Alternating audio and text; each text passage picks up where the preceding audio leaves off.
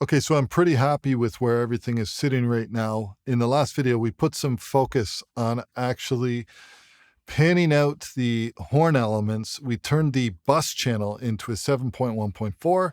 And then if we expand the folder over here, we basically took a look at just panning these out in the 7.1.4 space. I did make one small change from the last time we did this video. I'm going to open up the panner.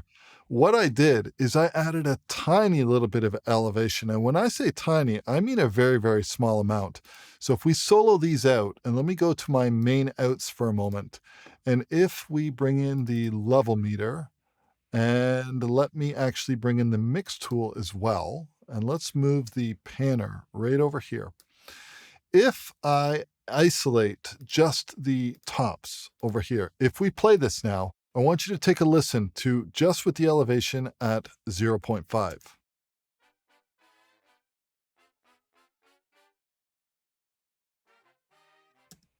It's a very, very small amount, but if we listen to these on their own, they're actually filling out the space quite nicely.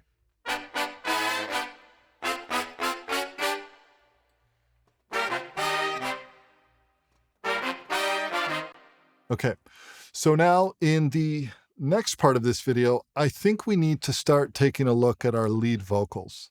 If we scroll up top over here, I basically have two different lead vocals over here. Keep in mind that we already did some basic work on these where we basically brought in the effects chain, and then in the surround panel, we disabled the center, which means these are going to come in as left and right. Louisiana, the way you should. And let me just bring in just this channel over here. We'll make sure that's isolated. Louisiana, the way you should, in the time when you were the governor, the governor, the governor, the governor. Okay. So what I want to take a look at in this specifically is I'm happy with where the levels are, but I really want to take a look at some of these effects. Now, we did take a look at how we can use effects remapping in a previous video. I must admit though, it is a tiny bit convoluted. Once you understand it, it's simple, especially if you do it in steps. You basically duplicate the plugin insert, and then you duplicate the send, and you make sure that you're sending them out in different ways. Then everything kind of works as expected. But let's take a look at these effects, and we're going to take a look at them one at a time. So maybe what we'll do is we'll start with the plate verb. I'm going to deactivate this for a moment, and then let's just activate plate verb. So now all we should be hearing is the lead vocal. Actually, if we deactivate everything, Louisiana, the way you should, in the time when you were the governor, we hear a completely dry vocal. Now let's activate the plate verb, and keep in mind what's happening with our plate verb. Ain't forgetting my main man, talking about E-W-E. From Huey P to E-W-E, you know we all still love you, because you ran loose.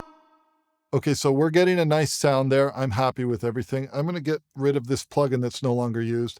And then we have a little bit of filtering that's going on here. Now, this time, take note that, remember, we created print tracks for all of these ones over here. What I'm going to do is this track over here, let us right-click, and we did have this disabled. I'm going to enable this track. Keep in mind what this is. This is a print of the plate verb. But now, instead of having to create complicated effects routing where we have to duplicate the send and add an extra instance of the R2 on this track and then remap it, all I have to do in this case is I could quite simply bring in this plate verb. But now, because this is going to the bed, I can just double click. And in this case, I actually have a preset here, flip rear to surrounds, which basically does a -180 and a -100.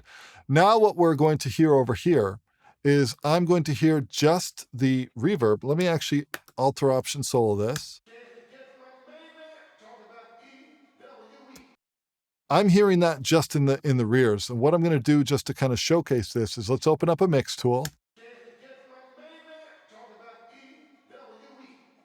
So that is just happening on the rears. This is why it's a good idea to actually print your reverbs, even if you do plan to have them inline available as real-time effects that you can use as sends. It still is a good idea to print these. Arguably, I might even be able to kind of split the difference between the rears and also maybe here. Now, when I do this, let me move over this just a little bit. When I do this now, I'm hearing something a little bit different. When I do this, I'm actually hearing between the left and rear surrounds are the primary bit of the information, but we're also hearing again a little bit over here. If I was to move it here,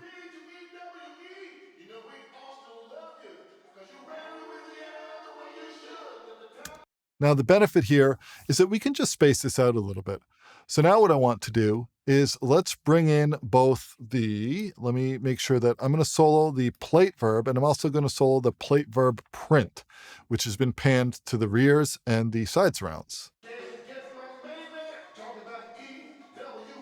Okay, now I'm going to open up the level meter again. And this time I'm going to actually isolate these by soloing out from the left surround, the right surround, the left rear surround, and the right rear surround. You're going to hear exactly only what's going on here.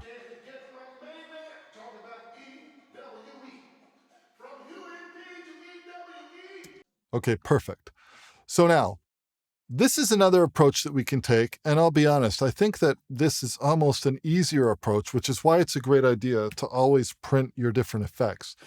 So let's take this approach for all of them, but let's start with the lead vocal over here. Ain't forgetting my main man, talking about. And I want to make sure that if I'm soloing this, I also need to solo out the plate verb. Ain't forgetting my main man, talking about E-W-E. From UAP to EWE, you know we all still love you, cause you ran Louisiana the way you should in the time when you were. Okay, I'm happy with that. Now let's move on to another one over here. So what is our next one? We have micro shift. So let's bring in micro shift. And actually let's deactivate the plate verb because I want to deal with these one at a time. We're going to expand micro shift, and let's take a listen to how that sounds. Ain't forgetting my Actually, I'm going to isolate just this one. Ain't forgetting my main man, talking about E-W-E. From UAP to EW. Okay, so this is coming out just the left and rights. Let's expand this a little bit right over here. Ain't forgetting my main man, talking about E-W-E. From UAP to So just a little bit. I don't really feel the need to flip this. I think that that's good enough as it is. So we're just basically bringing that into, like we're pulling it in a little bit. Okay, so now what do we have? We have Echo Boy Slap. Let's hear what that's doing. We'll bring this in. For the micro shift, if I don't end up using micro shift, actually, let's just make an executive decision right now and say that I can right click this and I can just hide this track. We don't need to worry about it. We know it's there if we need to bring it back. So now what are we listening to? We'll go back to Wendell Vocal. We are listening to Echo Boy Slap. So let's go to Echo Boy Slap. Let's expand this. And this is actually an H delay because Echo Boy is deactivated. So let's open up H delay. Let's see what's going on. And I need to solo this out. Ain't forgetting my main man, talking about E. Okay, and if I isolate this by Alt or Option soloing. Ain't forgetting my main man, talking about E-W-E. Okay, this is literally a straight up mono track, right? So I don't necessarily think that I need or want to do anything, but let's take a look at what's happening with the panning. Okay, this is the default mono routing. If we open up the level meter again, notice it's coming out of the center. You know what? That might actually be nice to leave it as coming out of the center, but let's disable the center for a moment. Talking about E-W-E.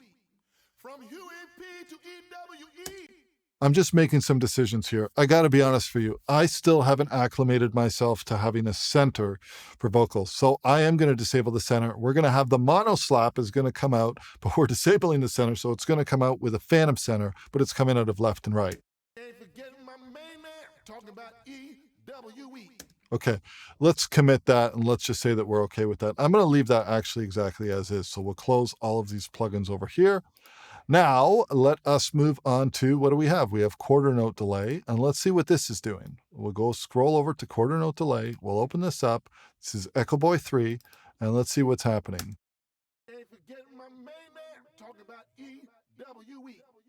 Okay. I like this. This sounds pretty good. For this one, I actually do want to bring this in. So we're going to make sure that we take the, where is it here? It's the quarter note delay, which is right over here. Actually, let's also make an executive decision. We'll just keep this nice and neat and tidy. I'm going to right click and let us hide this track because we don't need it. But for this one, we're going to right click. Let's enable this track. Now for this one over here, we're going to open up the panner. And I'm going to solo this out. Ain't forgetting my main man, talking about EWE. From UAP to EWE. Okay, this is on snap, which is why it's snap back. Let's pull this. Ain't forgetting my main man, talking about. I want to make sure that I'm not accidentally soloing some different tracks out, which I'm not. That's a good thing. Okay, I'm happy with that as the front part of the image.